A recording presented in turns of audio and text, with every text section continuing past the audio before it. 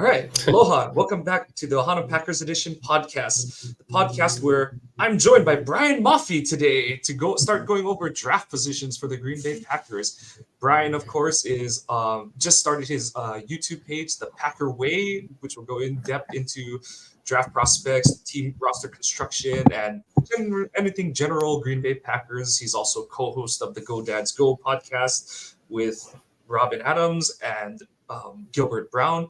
And he's also a ATV draft writer and contributor, and is an owner of his own draft database, and is a very good source of information on not just prospects that Green Bay might be interested, but honestly the why of why Green Bay would or wouldn't be interested in a prospect. So, anything that I haven't covered about you, or anything that you feel like needs to get pointed out about your expertise on Packers draft prospect board and stuff like that.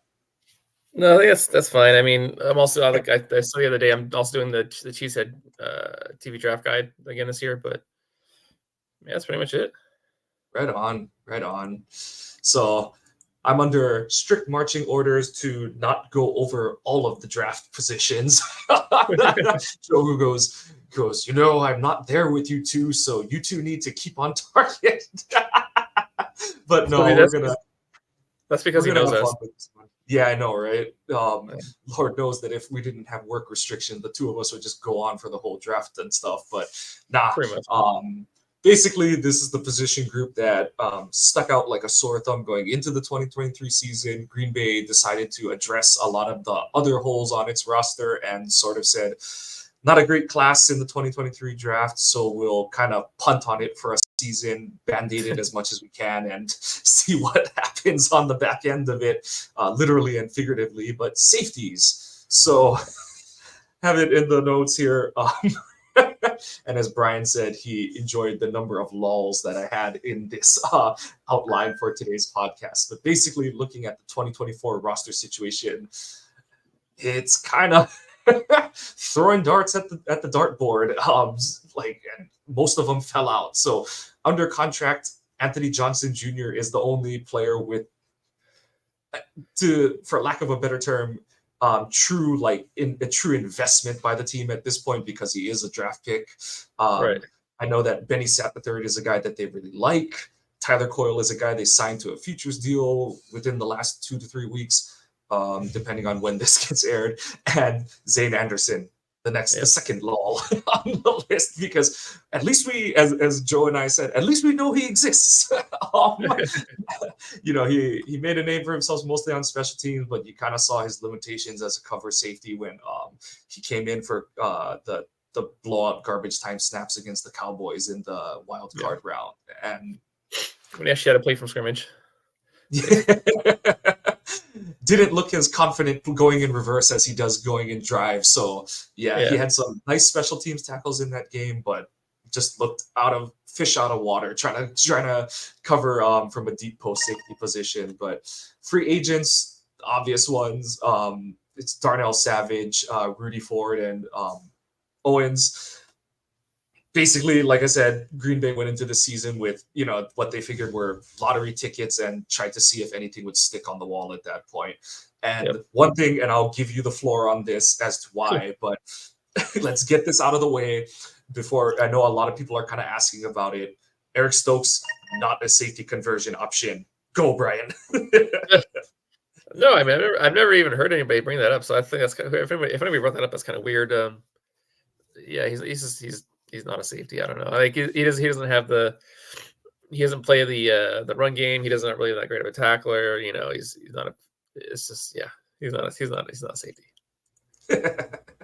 And like it's the people are kind of like, oh, but he's taller. It's like I said, not anyone super mainstream, but I have seen it asked and thrown around. But like you said, it's not like he has the requisite ball skills you'd want, where he's just kind of watching the quarterback all the time. He doesn't play physical or tackle in the run game. So they got to try. Basically, they have two routes. Just try see what he can do at corner, or honestly, he might be a surprise deal at some point this offseason. His value is like in the tank right now, but basically that's it for him in terms of what his impact on the 2024 roster is going to be, is like just see if another year removed from all the injuries he's had is going to do it, or just move on, just punt and move on at this point. Because basically. I know Matub kind of brought it up on reporting as eligible a few, like back in January, but basically it's kind of sad to say this, but Stokes is sort of following in the footsteps of Kevin King in the fact where they're both like taller, uber athletic tester kind of corners. King was actually the better tester when you look at, like if you just go off of their RAS cards, which I know you love to do, but, and then So the lower Packers. body injuries. But for both, well, definitely for King, and it's kind of looking like it, hard to tell whether it was the hamstring or the, the 2 surgery ops that he had in the offseason. But Stokes looked like a guy who had much diminished athleticism trying to, come back in the middle of the 2023 season. So we'll kind of see. But like we said, Green Bay looked at the 2023 draft class. It was not a deep or a very talented class at the top. It's not like you had those 2 prospects that you're like, I'm going to swing for one of these guys. And, like, damned if you do, damned if you don't. It wasn't a great class. And I think we both kind of agree that snagging Johnson, especially in the 7th round, was probably one of the best moves they could have made in the class, honestly, all things considered. Especially when you account for the positions they did cover, just totally reworking the receiver and tight end room. And they just took Johnson, who I thought had some decent flashes this season, but I kind of disagreed with how he was utilized. I didn't like that he kept getting thrown back on the bench too often when guys would come back from injury. It's the whole, like, are you trying to win this year, or do you want to see, like, if this guy is part of your future kind of thing? And, safety is not apples to apples, but it's like quarterback, where there's only so much you can learn in practice, and the rest of it is reps, right? It's just reps. You got to see route combinations. You got to learn tackling angles. I mean, something that Savage still struggles with, but those are the kind of things that, just I thought he should have gotten more chances this year. But anywho, moving into 2024, and Brian, I know that I'm going to give you the floor on this one. Slight scoop you might have had that if you're willing to share on the Packers DC situation, or we can just go into the Packers, what they're looking for in the draft. I mean, it's just, like I said, everybody's seen on Twitter, people were, they had heard that they had offered the DC job to the Denver cornerback coach. What was his name again? It's in my mind because there's all these guys who they Christian, right? Well, yeah, Christian. Yeah. He had been in Green Bay before, or whatever.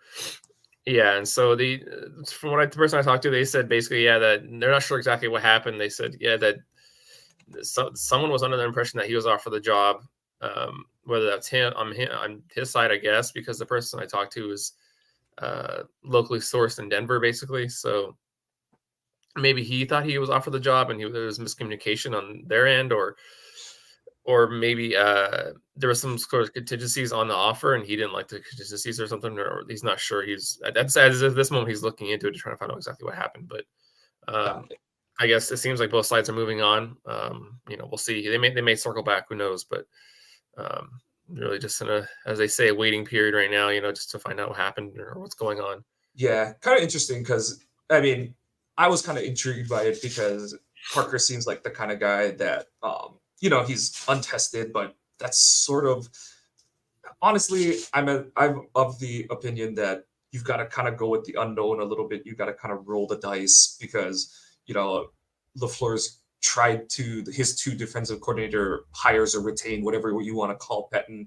He's sort of gone with the tried and true, like proven sort of coordinator style. And because I know that the whole narrative behind that, a lot of the beat reporters have said, is he's looking for a guy that he can just hand the keys to the defense to and sort of say, like, go make it your own thing. But, obviously the story with Barry is that, LaFleur had to be way too involved and stuff. But in terms of what you're hoping to see the Packers do at DC, just your quick, like, 2-minute synopsis, are you hoping kind of for the same as me, where it's like more of the unknown, more of someone who's willing to be multiple and, scheme diverse, so to speak, or someone who's got like a set plan and kind of like will adjust, but like sticks to it kind of thing. No, like I think we talked about before too. Just like someone like like I like the Baltimore guys they've been interviewing just because they run that Baltimore offense, which is again like diverse and it's multiple. It's aggressive. They throw different things at you. So that's what I want. Just something to basically like just take it to the offense more or less instead of being like passive. That's kind of what I would like to personally like to see. I think that's what's is showing to be effective in the NFL right now. Yeah, because like I think you and I both agree that the way the game is played, it is like basketball and grass. You do need to have as many guys in coverage as you can on a given play, but also at the same time, my biggest problem with Barry is like he always you could get him to telegraph his intent and stuff. And the one I always point to is the Preston Smith in coverage, and not because it's Preston in coverage where he was actually honestly not terrible, but it's the fact that it's like if Green Bay is in its base defense and you're their opposing offense, you're like, if I audible to a pass, whoever Preston is closest to, that guy is open. Like for all intents and purposes, that guy is open because 99.5% of the time, Green Bay is going to drop one of their rushers and they're going to rush 4 and drop 7 into coverage, and it's going to be Preston kind of thing and stuff. So, and like, yes, I get that it's not ideal to have like Rashawn not rushing or for like Devontae Wyatt or Kenny Clark dropping into coverage, but that's kind of the point of running a 3-4 front, is that you do have that ability to disguise and be multiple in your looks. And Barry basically ran his like a 4-3 under kind of scheme and didn't even really utilize the underman that much. So yeah, that's the big thing for me, is that just like you said, be less predictable. You don't have Devontae Adams lined up against Preston where it's like, just trip him, deal with the penalty and just lightly trip him or kick his foot into his other foot kind of thing. But like I said, Green Bay doesn't have much at safety. They have Johnson Jr. So I said they have like, we have the Packers needs, but basically this is like the receiver room last year where they've just got to totally just remodel the whole thing. But in your opinion, do you think they're going to go with more of center field type, nickel dime flexibility? Obviously, getting a guy who can do all the above is great, but if you had to prioritize, which way would you go and which way do you think the team will probably go? Well, I think they'll take multiple stabs at it, of course. Because like we said, there's basically nobody in the roster. I'm assuming they'll probably either bring in an outside veteran or bring back a couple of the free agents. Maybe we'll see to fill the room, so it's not just a room full of rookies and second-year guys. But yeah, I mean, they definitely need someone that can play center field. The way they like to, of course, obviously depends on the DC. But generally, the Packers, they like to have their safeties to be versatile, to be able to play in the box or back and over the top. But I'd like to see them at least bring on somebody who can play over the top, specifically, just because just got burned in the past a lot this past year. So yeah, and like I think a lot of people think of like being able to play from depth in terms of like not getting beat over the top and stuff, but also you need to have and we're kind of going to curtail this into athletic traits and preferences, but what you also have to account for is like, okay, you have a guy let's say like Rudy, who's not the he's fast in a straight line, but he's not the most agile or anything like that necessarily. So it's like you can trust him to get depth, but it's like when he's supposed to read to come up in coverage, how long does it take him to read and react and stuff? So that's the other side of, or if you have a less athletic safety like a Benny Sappin, it's like, okay, like he's going to play for depth, but it's like if there's a dig in front of him or a run play, it's like how long does it take for him to get downhill kind of thing. So in terms of traits, where have Green Bay kind of fallen, both in terms of the physical build and the athletic side of it on their safety prospects? It's somewhat similar to like the corners, how they've always done. It's but they like their safeties a little bit bigger than their corners, but generally speaking, they like their safeties around 5'11" or taller, and at least 200 pounds or close to 200 pounds, like 199, 198, something like that. And then they like their guy, their guys have always had at least about 31-inch arms. If you go back through Ted Thompson, they had one guy who had under 31-inch arms. Everybody else had 31-inch arms or over. And then, of course, obviously high RS cards. They got to have those green cards. Or they're not taken. Again, going back through TED, like they've only had a couple guys that didn't have score very high on the RS. They've all been high. You know, and they like guys have agility, like I said, and like guys, like I said, just guys who are quick and you know, good speed and stuff like that. Just to translate for people who don't understand, like the agility drills, kind of like we were talking about, you know, it's that, as they call it, click and close and all that kind of stuff, but the arm length, you know, I think a lot of fans don't understand like where those measurements come into play necessarily. So like, can you just give a quick dive into, you know, T-Rex versus having like, you know, Giannis arms kind of thing? Well, it's a pass game thing. Obviously, it's being able to get your hands on the balls, interceptions or knocking balls away. You know, even being able to, you know, like as the ball's coming in, the receiver's got his hands out, he's trying to catch it. You can get your arms in there, rake the ball away, or knock his hands away. Being able, it helps getting off blocks. You know, because if your arms are really short and the wide receiver's blocking you, it's more difficult to get off the block a lot of times. So you know, it helps with that. You know, even in the like. Yeah, in the run game too. Same thing in the run game, being able to get off blocks in the run game and stuff like that too, and being able to reach, you know, being able to reach like running backs and whatever when you're trying to tackle and stuff like that. So, just for fun, off of this, anyone that you already seen kind of floated around Green Bay that you're like, for reason X or Y, that's just like probably not unless Goot is willing to break tendencies pretty big kind of thing for the safety room? There's a few guys actually. there's always a bunch of guys, like, you know, it's funny. There's always a bunch of guys that fans want, and you're like, no, that's not the type of guy they're gonna take. But even like kind of like back what I said before, the type, even just the type of receiver. Sorry, let's say receivers. The type of safeties they like to go after is they generally don't like the box safety type of guys. So not even just from a physical ability standpoint, it's like even just like a skill set thing too. And that's why honestly Jones was kind of a weird pick, because it was like he was a box in college, but you're like, oh, he's so athletic, maybe he can do it, yeah, kind of thing. So like you have to have something like that and all. So yeah, sorry, continue. Just had to throw that in. Yeah, no worries.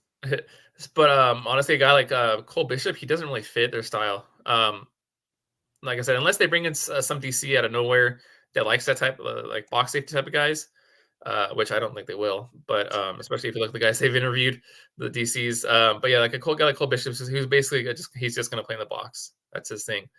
You know, he can cover some tight ends and running backs here and there, but he's pretty much just going to play in the box. Like that's not really their type of guy. Even his teammate Sione Vaki, I think he's a little more versatile, but I think he's still more of a kind of a box guy. I don't know if I would say I think he's completely off their board, but I think he's kind of like on that edge type of thing, you know, where it's like, he's probably not on their board. I think like you said, the leg up Vaki has on Bishop is you saw Utah used him in more roles. Like he wore more hats in college, so you've kind of seen him do more things than Bishop did. Whereas Bishop was more of like they used him as like a Hoover vacuum cleaner kind of player in the middle of the field. But yeah, no, great points. Anyone else that sticking out to you right now, or we can kind of the class I as think a whole? Those guys also, they tend to not to like the guys that are like the corner safety hybrid type of guys, like the guys that they're not really a corner, they're not really safety. You know, they're kind of both. Like they can play some slot, but they're not really both. They tend to stay away from those guys. Like for example, like I think like a guy like Javon Bullard, I think he's not really gonna be their type. Plus his arms are shorter. He was just measured recently under 31-inch arms. Or even a guy like his teammate Tyke Smith, I think it's pronounced. He's probably off their board. Or Malik Mustafa from Wake Forest is probably off their board. Because Malik Mustafa again is another box guy, and he was measured under 5'10". So yeah, those guys are probably off their board. Yeah. So going into this class, I know who your top guy is, but just overall in terms of where this class sits, much better than 2023, right? Yeah, it's not like what we would prefer. Just with the guys going back, at that NIL and all that stuff. Like your boy Rod Moore, those kind of guys deciding to go back for one more year. It kind of killed like the depth of the class, but it's still better than last year's. Yeah. So both in terms of, like you said, it didn't end up as deep, but in terms of how I'm looking at, there's more guys that not necessarily round one. There's maybe one guy who I know is your guy, but and also I do like him a lot. But there's more guys that last year I did the safety episode with Nick and Joe, and we waffled a lot in terms of like none of us liked the same guy as our top guy, and like the one who liked him was like, I would take him day 2, and the other 2 of us would be like, I don't know about that kind of thing. But just in terms of like, I feel like this class has more guys that I'd be comfortable with. Like if Green Bay announces the pick and you're like, it's a safety, it's like, it's not just like, oh my God, they had to get one. It's like, oh no, like I actually do like that prospect. Or like you said, as long as it falls within, that's where kind of hiring a DC sooner than later, just so we kind of get an idea of what to expect from his scheme to be. Obviously, they're going to get that done well in advance of the draft because there's no way they're going into April without a DC or anything like that. But just kind of, like you said, it clears up a lot of the picture in terms of, we have a good idea of what Green Bay needs and wants to get out of its safeties, but the DC will answer a lot of questions in terms of like how they're going to be utilized and all. But so day 1 options, you have the floor. There's there's basically one. It's just Cameron Kinchins from Miami. Yeah, I think he's probably going to be universally seen as a top safety in the class. Because like we've talked about it before. He can basically do it all. He can cover, he can play the run, he can blitz even. They've used him in the slot. He can basically do everything.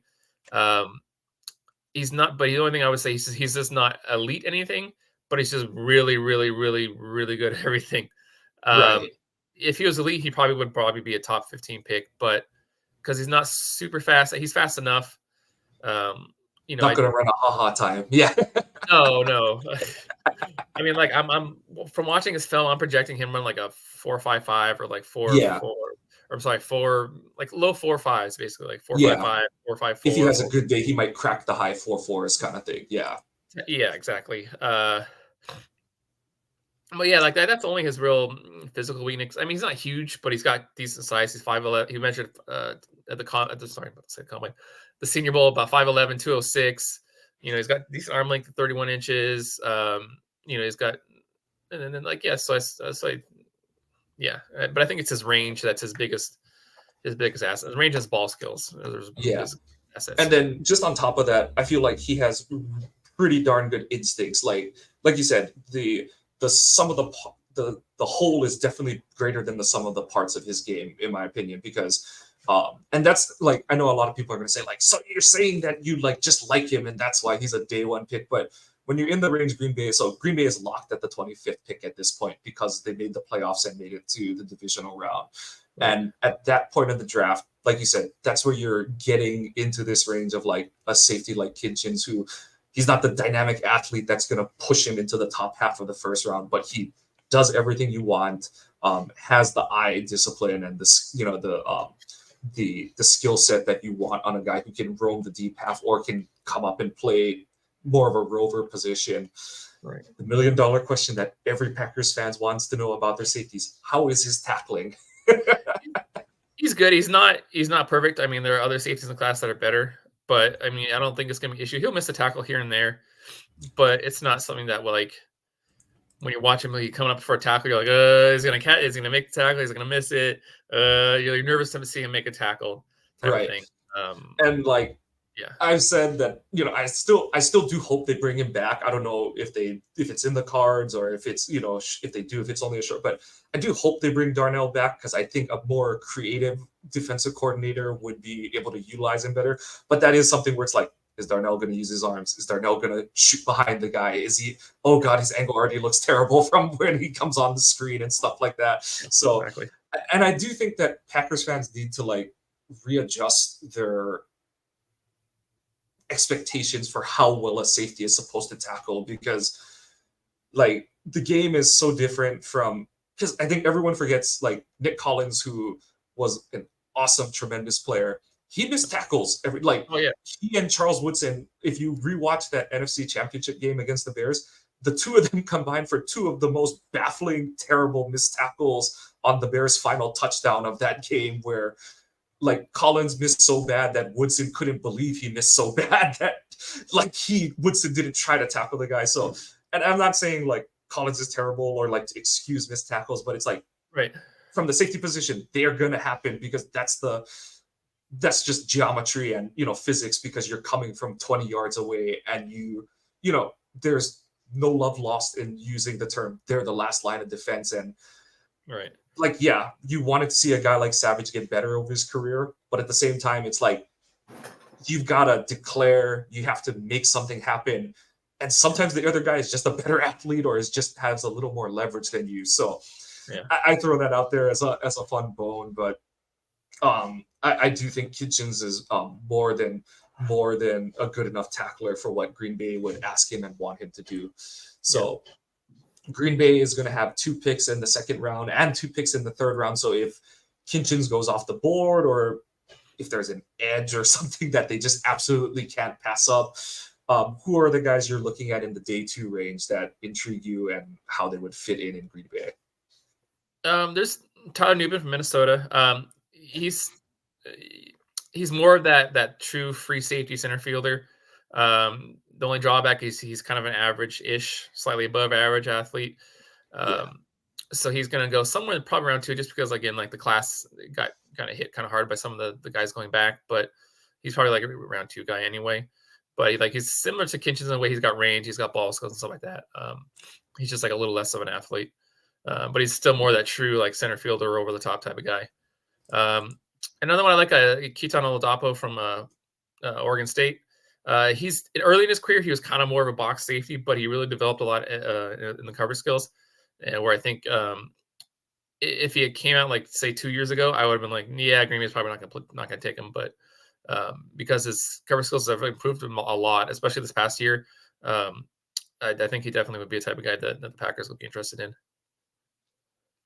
Anyone that you're like, you're in your head, you're like, please someone else take him before Green Bay picks. Please take him before someone. Not because Green Bay wouldn't, but like, you know, and I know this is an extreme, but like an Amari kind of pick, or where it's like you're like super marginal, they're super marginal, and it like Goot might just take him kind of guy a little too early. Trying to think. Nobody in particular. I think I'm just trying to think. Maybe Malachi Moore from Alabama, maybe. Yeah, I mean, other than some of the guys I mentioned earlier that I don't think are going to be on their board anyway. Right. In that like day 2, like early day 3 range, that's the only one I can think of really offhand, other than like I said, the guys I mentioned. Right. Yeah, but actually, one more guy I do want to mention that I think they're taking that day 2 range would be Bo Braid from Maryland. Oh yeah. Yeah, he's kind of like your do-it-all safety. Again, like not great at any one thing particular, but he's just good at everything. I think if you're curious about like what kind of guy he is, just watch like his Michigan film from this year. He played really physical against Michigan's run game. He kind of was, after Michigan like just kind of went down the field and trucked Maryland on their opening scoring drive, he was one of the guys who like really mucked up Michigan's run game. Just was kind of being that end guy on the line of scrimmage, and was just he was doing a good job setting some physical edges for them. So and also he has like good coverage skills. He's able to, like you said, more of a jack of all trade guy, but Right. I did come away very impressed with his game, and also one of those like just the cautionary tale: don't scout the helmet. Like, Yeah, he's not Darnell Savage. Does he wear the same number? Because what is he? Is he 4? He wears 2. He wears number 2. Okay. So yeah, I was like, that would have been really this year. I think before he wore like a number in the teens or something like that, or low 20s. Yeah. But Yeah, yeah, he just so switched this year to number 2. I So know a lot of guys switching numbers and throwing me off these past yeah, few it's weeks. kind of annoying constantly switching numbers. Wait, who is this? Like, what number is he wearing? Okay, which is it 2022 film or 2023 film we're watching? Okay, Yeah. which number is he wearing that season? At least my guy Rod Moore had the decency to keep the same last digit. So he went from 19 to 9. He didn't do no like 28 to 4 or something like that where you're like, wait, what? But and then okay, and then into day 3, like say Kitchens is off the board, or even better, they get Kitchens in round 1. But Right. like you said, they do need to, Johnson, I think, could be a player, but it's hard to rely on 7th round picks. Who are some guys that are like, maybe they're just going to be athletic flyer? Like if you took Josh Jones in round 4 or round 5, I wouldn't have minded because it's like, sure, take the guy with the elite athleticism and see if you can teach him how to football. But any of those kind of guys or any guys that you just think fit better into the day 3 picture that you like? Yeah, there's a few guys like I like Evan Williams from Oregon. He was at Fresno State before. He's again kind of more of another kind of do it all type of guy. Can play the run, can play the pass. He can blitz a little bit and stuff like that. Got good size. He's like 5'11", 202 or something like that. He was measured at the Senior Bowl. What else? Mark Perry from TCU. I kind of like him. I still want to see him how he does in coverage and stuff like that, and one-on-ones and stuff. I got to see that more. But he's got. I think Perry's got the athleticism to play in Green Bay. Who else? I think that's maybe Kenny Logan from Kansas, but I don't know. He didn't play that well. Well, let me rephrase that. He was pretty terrible in 2022. This year he played a little bit better. But he still wasn't playing at the level he was in, like, I think it was 2021. He had a really good year. And the 2022 was just crap. But then he's better, but still not where he was. It's like I said, 2021. And then another guy that I kind of think can be a little sleeper is Dijon Anthony from Ole Miss. He's played some slot and stuff like that too, so he has that experience where he could possibly play corner or at least slot position or whatever. Another guy I like, though, also Dadrian Taylor Demerson from Texas Tech. Yeah, I know he's been a darling of the postseason bowl market, but no, he does have good movement skills. He really does look like he flips his hips really well out there. So that's what you do want out of a safety who has to recover in coverage. So yeah. Yeah, I'm just not sure exactly how how's Green Bay is going to see him, because he measured at 5'10" even, and then he was like just under 200 pounds.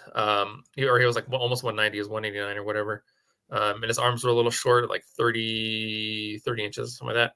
So I'm not sure if maybe Green Bay sees him a slot. Maybe they still take him. I don't know. Or maybe they don't. I'm not sure. He's kind of on that borderline, potentially off the board, potentially on the board type area.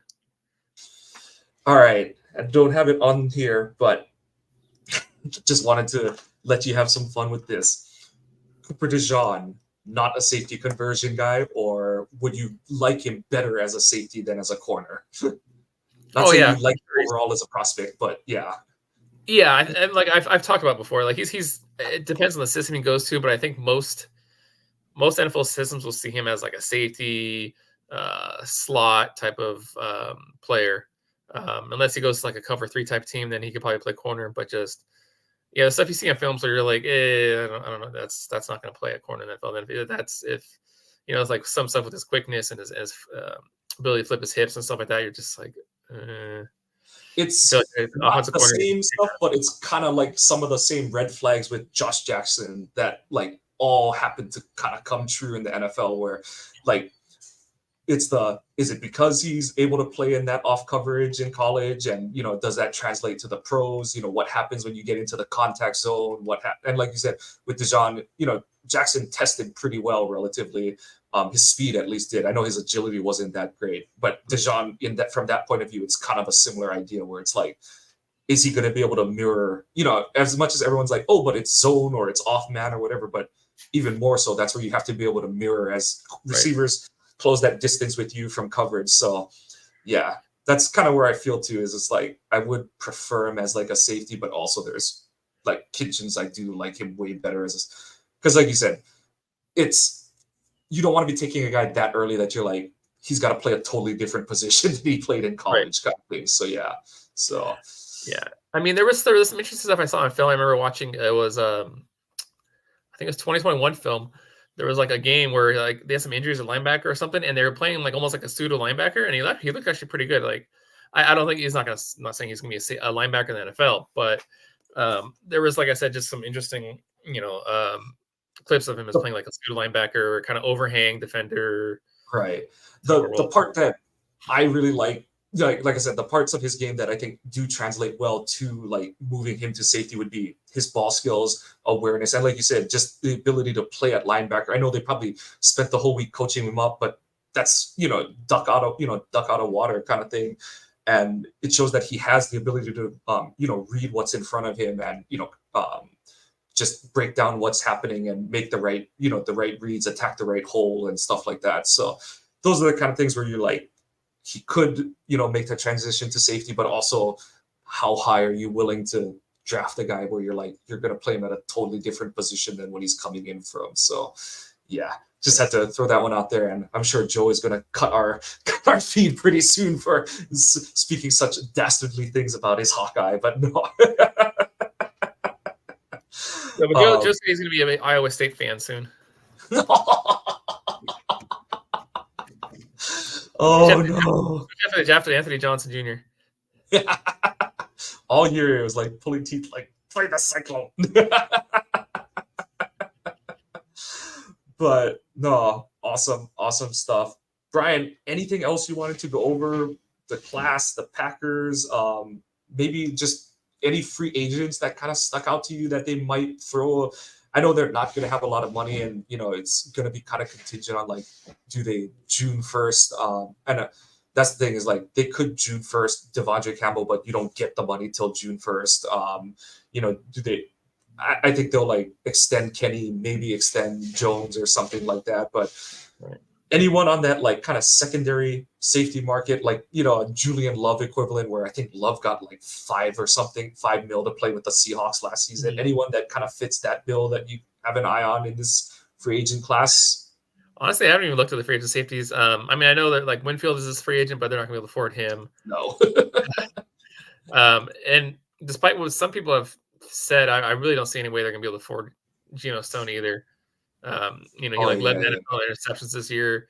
Those guys, when they're, when you look when there's some guy who like has some sort of big year like that, like leads NFL interceptions or at least close to it or whatever, and then he's a free agent, like the guy always cashes in.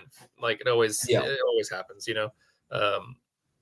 like I saw some like I think it was who was it? It was what's his name? I think it was from Pack-A-Day. I think it was his name right now. Andy. Andy Herman. I think he was like, oh yeah, I think it was Andy. I can't remember for sure, but I think in a podcast he was like, oh yeah, I think Geno Stone might get just like okay money because it's his first year of like big production, and I was like, that's not how teams. There's too many bad front offices. They're gonna see that interception number, and then they're just gonna just throw in the cash, Yeah, and yeah. There's just no way. Like I'm willing to be pleasantly surprised, but like you said, there too many bad front offices, too much production. Teams with like loads of cap space, they need to spend it. You got the cap. So, you got the cap floor where you have to spend a certain amount. So yeah, exactly. So Brian, anything else you got, or anything you want to plug, or you have the floor? Please take it, run with it, do whatever you want with it at this point. Not much else. I mean, other than like I said, I mean, we're getting to draft season, so I'm going to be super busy. But yeah, just basically the stuff you said earlier. Like I got my draft database. That's if anyone wants to check it out, that's the links in my my bio, my Twitter bio. I got players in there up until like all the way down to like true freshmen and stuff like that. So you go know how to keep an eye on guys for the future. Like I said, and then also of course the Cheesehead TV draft guide I'm going to be doing. The interior defensive lineman, and then I'm also have a feature article in it as well. What else? Just whatever. I got some articles I got to write for ATV soon because I haven't read anything in a while.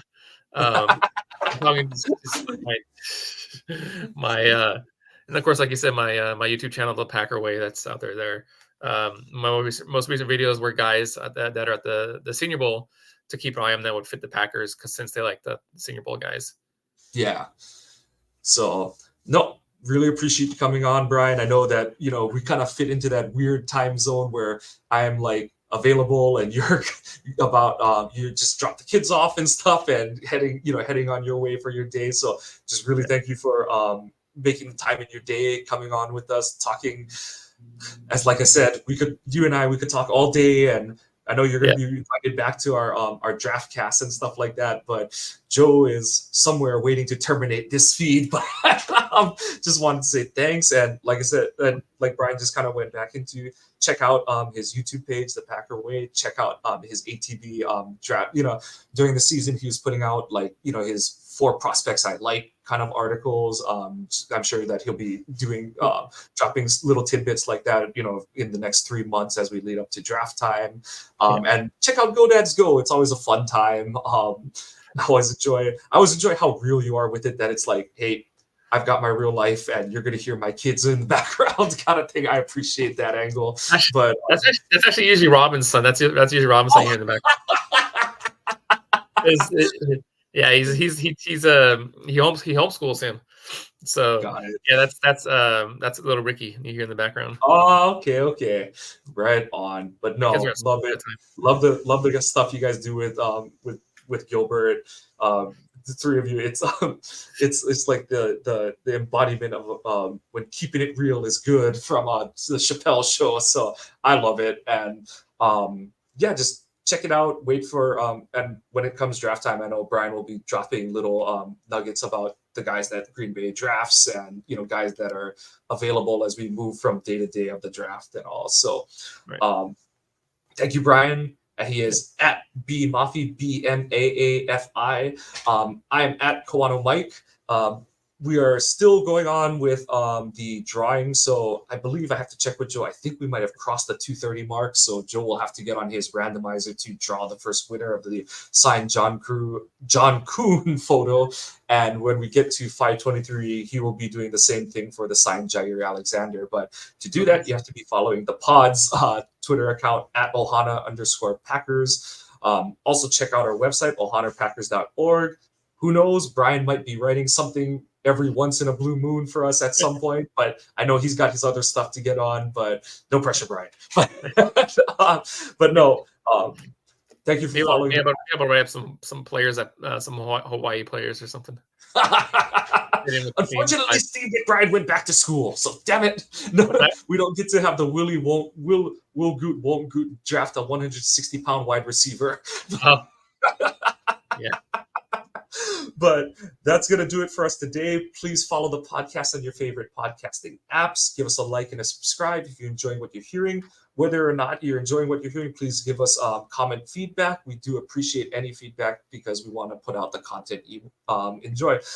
That's going to do a wrap on our safety preview for the 2024 NFL Draft. Again, thank you, Brian, for joining us today. I want to wish you Go Pack Go and Aloha. Aloha.